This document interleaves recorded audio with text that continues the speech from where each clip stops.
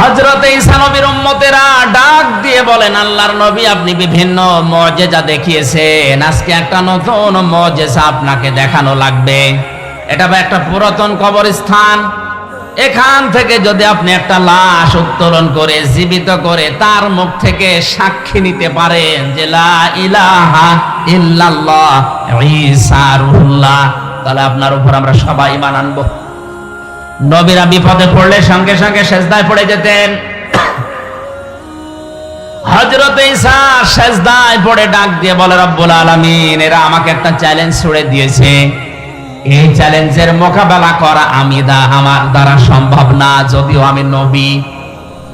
তোমার সাহায্য লাগবে এখন, মেহেরবানি করে এদের হেদায়েত দেওয়ার উসিলায় হলেও তুমি আমাকে সাহায্য করো, পাঠাও। আল্লাহ রাব্বুল আলামিন তাকে ওহী দিলেন, কবরের দিকে আঙ্গুল দিয়ে তিনি বললেন, কুম বিইজনিল্লাহ, হে কবরবাসী, আল্লাহর হুকুমে তুমি জিন্দা হয়ে যাও। সঙ্গে সঙ্গে কবর থেকে একটা মরা মানুষ জিন্দা হয়ে হযরত ঈসা নবীকে সালাম দিয়েছে। সালাম দেওয়ার সঙ্গে সঙ্গে বললেন, হে আল্লাহর নবী ঈসা রুহুল্লাহ, এ সালাম শুধু আমি আমার পক্ষ থেকে না, আমার বাবার পক্ষ থেকে সালাম আপনি গ্রহণ করেন। হযরত ঈসা আশ্চর্য হয়ে বললেন, আল্লাহর বান্দা, কে তুমি, তোমার পরিচয় কি, আর তোমার বাবাই বাপকে? কবরবাসী ডাক দিয়ে বলেছেন, আল্লাহর নবী ঈসা, আমি আজকের সন্তান না, আজকে থেকে ৪৫০০ বছর আগে আমি দুনিয়া থেকে বিদায় নিয়েছি। আমার বাবার নাম হযরতে নূহ আলাইহিস সালাম, আর আমার নাম শাম।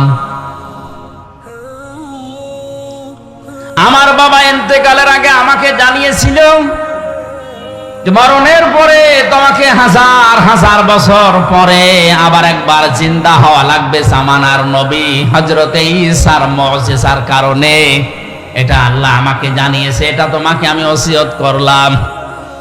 তুমি যেহেতু আবার জিন্দা হবে, এক নবী আর এক নবীর ভাই, এজন্য আমি নূহুর ভাই হযরত ঈসা, আমার ভাই ঈসা যখন তোমাকে জিন্দা করবে ওই সময় তুমি তাকে আমার সালামটা পৌঁছিয়ে দিও। হযরত ঈসা রুহুল্লাহ আশ্চর্য হয়ে বললেন, শাম, তুমি ৪৫০০ বছর কবরে আছো, কিছু আশ্চর্য কথা আমার একটু শোনাও। শাম বলে, ঈসা রুহুল্লাহ, হে আমার চাচা যান, কারণ এক নবী আর এক নবীর ভাই, এই হিসাবে আপনি আমার বাবার ভাই, আপনি আমার চাচা। আপনাকে আমি দুটা সত্য কথা আমার জীবন থেকে শোনাচ্ছি। তাফসীরে বাইজাবি মুফাসসির লিখেছেন, ১ নম্বরে তিনি বলেছিলেন, আল্লাহর নবী ঈসা আমার চাচা। মরণের সময় হযরতে আজরাইল যখন আমাকে তাড়া করছিল, আমার রূহটাকে যখন চাপতে চাপতে শেষ পর্যন্ত আঙ্গুলের মাথা দিয়ে বের করছিল, আমি এমন কষ্ট পেয়েছিলাম ওই সময়, যে যন্ত্রণা আমি অনুভব করেছিলাম, যে তীব্র যন্ত্রণা। ৪৫০০ বছর এই কবরে পড়ে আছি, এখন ওই যন্ত্রণা আমার শরীর থেকে যায়নি, এখনো ব্যথা করে।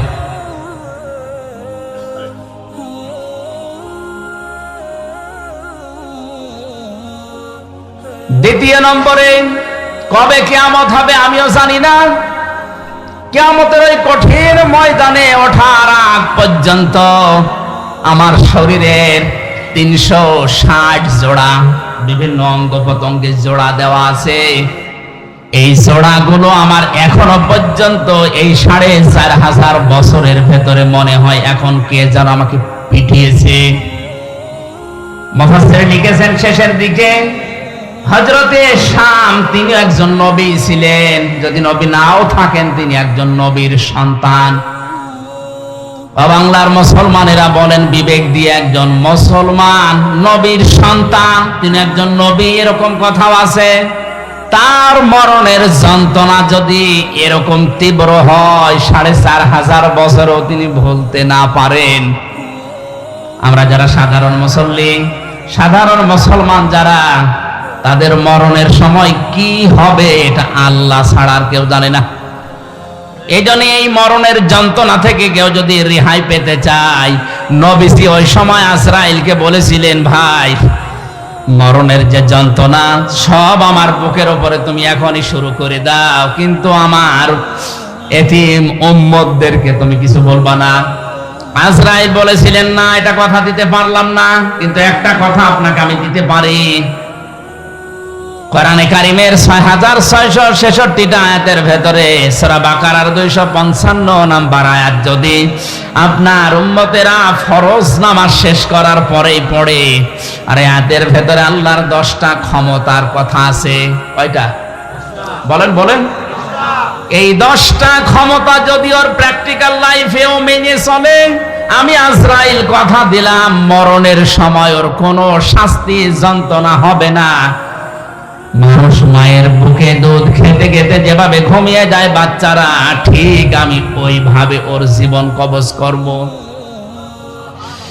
যে যন্ত্রণা থেকে নবীজি পর্যন্ত রেহাই পেলেন না, হযরতে শাম রেহাই পাননি, কেউ এই যন্ত্রণা থেকে বাদ যায়নি। সেখানে যে ফেরেশতা আজরাইল কবজ করবে জান, সেই যদি বলে যে আমি মাফ করে দেব, শাস্তি দেব না, এই আমলটা করলে শুধুমাত্র ফরজ নামাজের পরে আয়াতুল কুরসিতে 10টা ক্ষমতার কথা আল্লাহর আছে, এটা বিশ্বাস করে মনে প্রাণে প্র্যাকটিক্যাল লাইফে দেখাবেন, আর প্রতি 5 ওয়াক্ত নামাজের পরে একবার করে পড়বেন।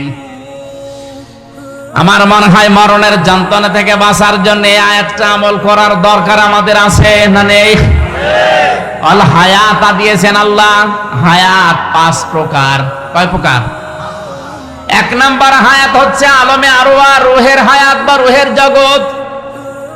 সূরা আরাফের 172 নাম্বার আয়াতে আল্লাহ এই তথ্যগুলো দিয়েছেন যে আরাফের জগতে, আলমে আরওয়ার জগতে আমাদের সাথে আল্লাহর অঙ্গীকারগুলো কি ছিল, আর আল্লাহর সাথে আমাদের কথোপকথন কি ছিল।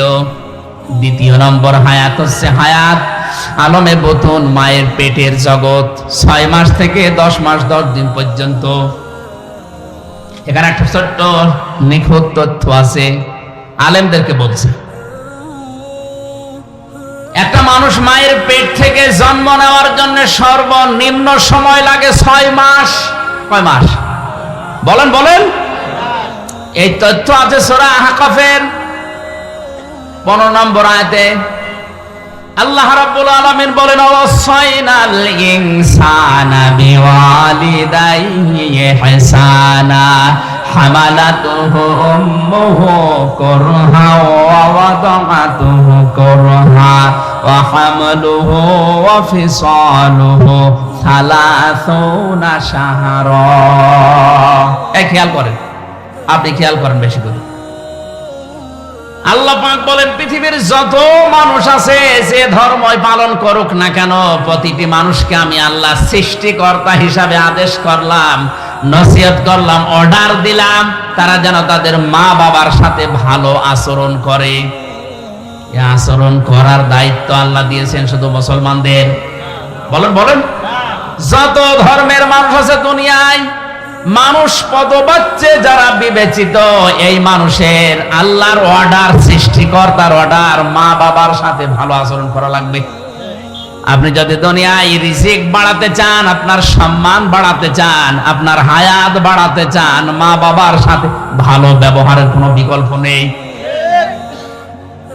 মা বোন যারা এসেছেন, আপনার স্বামী, আপনি যদি চান সে বেশি দিন বেঁচে থাক, তার সম্মান মর্যাদা দুনিয়ায় আরো বেড়ে যাক, তার রিজিক, তার টাকা পয়সা, তার জমি জায়গা, ব্যাংক ব্যালেন্স, ব্যবসা বাণিজ্য আরো বেশি হোক, তাহলে স্বামীকে বারবার পরামর্শ দেবেন রাতে সবার সময়, স্বামী তুমি আর যাই করো, মা বাবার সাথে আর রক্তের সম্পর্ক যাদের সাথে আছে এগুলো ঠিক রাখো।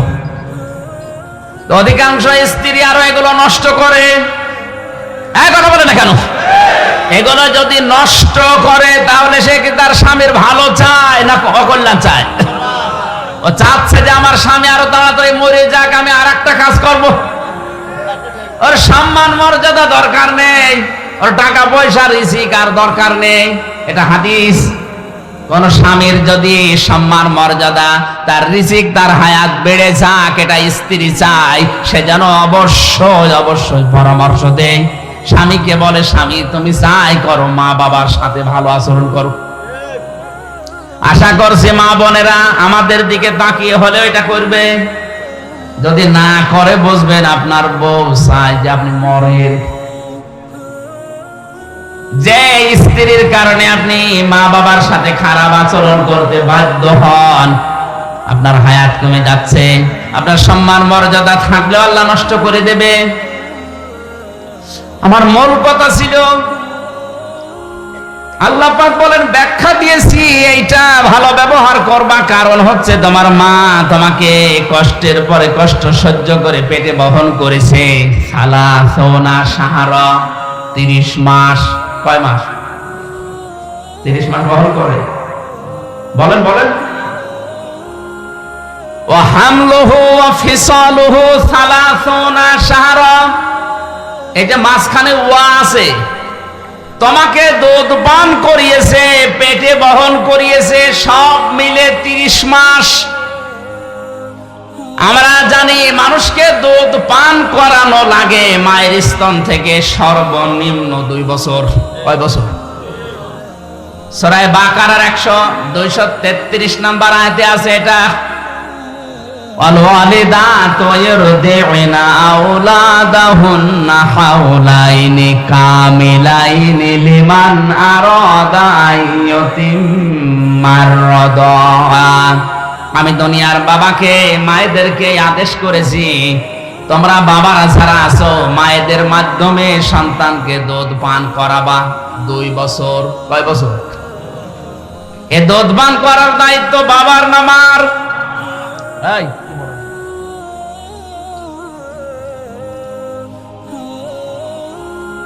ইয়ারদিউনা আওলাদাহুন্না হাওলাইনি কামিলাইনি ইউতিম্মার রাদা। শব্দটা মুজারে, মুআন্নাস না, এটা হচ্ছে মুযাক্কার শব্দ, পুরুষের জন্য আল্লাহ ব্যবহার করেছেন। এই আয়াত দ্বারা বোঝা যায় দুধ পান করার দায়িত্ব বাবার। বাবা টাকা পয়সা খরচ করে হলেও মাকে দিয়ে এই দায়িত্ব পালন করাবে। মা যদি দুধ পান না করায় মায়ের গুনাহ হবে না। বাবা যদি টাকা পয়সা দিয়ে খরচ করে হলেও সন্তানকে বাঁচিয়ে রাখার জন্য মাকে দিয়ে দুধ পান করায়, এটা বাবার দায়িত্ব। মা দায়িত্বটা পালন করে দেয় টাকা পয়সা না নিয়ে, এটা আমাদের উপরে ইহসান। আমার ভাইরা, আমি এতিম্মার ব্যাখ্যাটা এখন যাচ্ছি না। আমার শব্দটা 2 বছর বাদ চলে গেল 24 মাস। 30 মাসে আর কয় মাস থাকে? বলেন বলেন। মুফাসসিরিন ইকরাম লিখেছেন একটা মানুষকে কমপক্ষে মায়ের পেটে থাকা লাগবে সর্বনিম্ন 6 মাস। বিজ্ঞানে আয়াত গবেষণা করে জানিয়েছে 6 মাসের আগে কোন সন্তান যদি দুনিয়ায় আসে ওটা তার বাবার বৈধ সন্তান না, ওইটা হচ্ছে অন্য বাবার দেওয়া। ওইটা কি? জারুদ। বলেন না কেন? বলেন বলেন। সূরা কলমের 13 থেকে 17 পর্যন্ত এখানে প্রায় 13টা গুণ, 9টা গুণ আছে। যারা যারো সন্তান দুনিয়ায়, এদের 9টা গুণ আল্লাহ এখানে দিয়েছে। পৃথিবীতে যারা যারো সন্তান তাদের 9টা গুণাবলী আছে। 1 নম্বরে গুণাবলী, এরা কোরআন বিরোধী। বাংলাদেশ সমাজ বিশ্বে যারা সত্যি সত্যি কোরআনের আলোচনা বিরোধী, কোরআন বিরোধী, এদের জন্ম আল্লাহ ছাড়া আর কেউ জানে না। ওর মাও যদি বলে না এটা আমারই, আমার বিশ্বাস হবে না। এজন্য আপনার জন্ম হয়তো ঠিক আছে, কোরআনের বিরুদ্ধে যে নিজের জন্ম খারাপ করবেন এমন কপাল পোড়া আপনি হবেন। আপনি থেমে যান।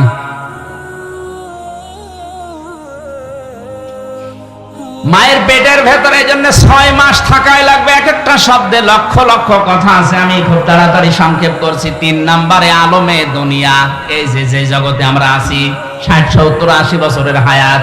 4 নম্বরে আলমে বারজাখ, কবরের জগৎ। 5 নম্বরে আলমে আখিরাত, আখিরাতের ওই জগৎ। আল্লাহ পাক বলেন হামাও তার হায়াত বানিয়ে দুনিয়ায় পাঠিয়েছি খেলা করার জন্য না, লিয়াবলুয়াকুম আইয়ুকুম আহসানু আমালা, আমি দেখতে চাই তোমাদের ভেতরে কে ভালো কাজ করে আসতে পারো। আল্লাহ কিন্তু বেশি কাজ চাননি, তিনি চেয়েছেন ভালো কাজ। কি কাজ? এজন্য আমাদের হায়াত আর মওত বাড়ানোর উদ্দেশ্য আল্লাহর, যেহেতু ভালো কাজ আমাদের কাছে চান। ভালো কাজ করার জন্য 4টা শর্ত লাগে। কয়টা? বলেন বলেন। 1 নম্বরে ভালো কাজের শর্ত হচ্ছে ওর ভেতরে ইখলাস লাগবে। 2 নম্বরে নিয়ত করা লাগবে, খাঁটি খালেস নিয়ত হওয়া লাগবে। 3 নম্বরে ধৈর্য থাকা লাগবে। 4 নম্বরে ওই কাজ করতে হলে আপনাকে ইলম অর্জন করা লাগবে, জ্ঞান লাগবে। ভালো কাজ হওয়ার জন্য শর্ত কয়টা? আরো জোরে বলেন বলেন। 1 নম্বরে ইলম, 1 নম্বরে, 2 নম্বরে ধৈর্য, 3 নম্বরে খালেস নিয়ত, 4 নম্বরে ইখলাস। উল্টা পাল্টা করে হলো অসুবিধা নেই। 4টা শর্ত যদি না থাকে ও কাজ বেশি হতে পারে কিন্তু এটা ভালো কাজ না। দুনিয়াতে সব চাইতে বড় ভালো কাজ কোনটা? ওটা বলবে আমির হামজা। কে বলবে? বলেন বলেন। আল্লাহ রাব্বুল আলামিন সব চাইতে ভালো কাজ কোনটা ওইটা কোরআনে কারিমে জানিয়েছে। আমি এক কথায় বলছি, ইয়া আইয়ুহাল্লাযীনা আমানু হাল আদুল্লুকুম আলা তিজারাতিন তুনজিকুম মিন আযাবিন আলীম। ইমানদারেরা, তোমাদেরকে আমি একটা ব্যবসার কথা দালালাত করব না, বলে দেব না, যে ব্যবসা করলে জাহান্নামের আগুন থেকে তোমরা মুক্ত হয়ে যাবে। তো উমিনুনা বিল্লাহি ওয়া রাসূলিহি ওয়া তুজাহিদুনা ফি সাবিলিল্লাহ বিআমওয়ালিকুম ওয়া আনফুসিকুম। এ পর্যন্তই শেষ। একটু ভালো করে খেয়াল করবেন, ভালো কাজ কোনটা ওইটা কি আমির হামজা বলছে না আল্লাহ বলছে? তোমরা বিশ্বাস করবে আল্লাহর প্রতি, রাসূলের প্রতি, আর এই বিশ্বাসের দাবি অনুযায়ী জান আর মাল দিয়ে আল্লাহর দ্বীনকে জমিনে কায়েম করার জন্য জিহাদ করা লাগবে। এটা ভালো কাজ। কে বলছেন? যালিকুম খায়রুল লাকুম। এইটাই ভালো কাজ। এইটাই বলেন বলেন। এইটাই ভালো কাজ। আল্লাহ রাসূলকে আমরা যারা বিশ্বাস করি, এই দাবি অনুযায়ী জান আর মাল যাদের আছে, আমাদের একটাই টার্গেট হওয়া লাগবে, কি করে আল্লাহর জমিনে আল্লাহর দ্বীন কায়েম হয়। এইটাই ভালো কাজ। ইন কুনতুম তা'লামুন, যদি তোমরা জানো। আল্লাহ পর্যন্ত বলে শেষ করে দেননি। আল্লাহ রাব্বুল আলামিন বলেন, হুয়াল আজিজুল গফুর। আমি কিন্তু আজিজ, আমি গফুর। আজিজ কাদের জন্য আর গফুর কাদের জন্য? আজিজ হচ্ছে আমি আল্লাহ তাদের জন্য যারা এই ভালো কাজটা শোনার পরেও দুনিয়ায় করে না, তাদের জন্য আমি শক্তিশালী, আমি মহাশক্তিধর। 5 প্রকার ক্যান্সার আমি আল্লাহ দিতে পারি, যে কোনো 1 প্রকার লাগিয়ে দিলে ওর বাহাদুরি শেষ হয়ে যায়। আমি কিন্তু আজিজ। আমি কি? 2 নম্বরে আমি গফর। আমি কাদের জন্য গফর? আল্লাহর জমিনে আল্লাহর দ্বীন কায়েম করতে গিয়ে যদি ভুল ত্রুটি হয়েও যায়, আপনার কর্ম পদ্ধতি যদি ভুলও হয়ে যায়, আপনার কাজ কারবার যদি কোনো ত্রুটিপূর্ণ থাকে, আমার আল্লাহ গফর নামের খাতিরে মাফ করে জান্নাতে দিয়ে দেবেন। আল্লাহ এই আয়াত দুটো বাস্তব জীবনে আমাদের আমল করার তৌফিক দিন। আমিন। বারাকাল্লাহু লানা ওয়া লাকুম ফিল কোরআনিল আযীম।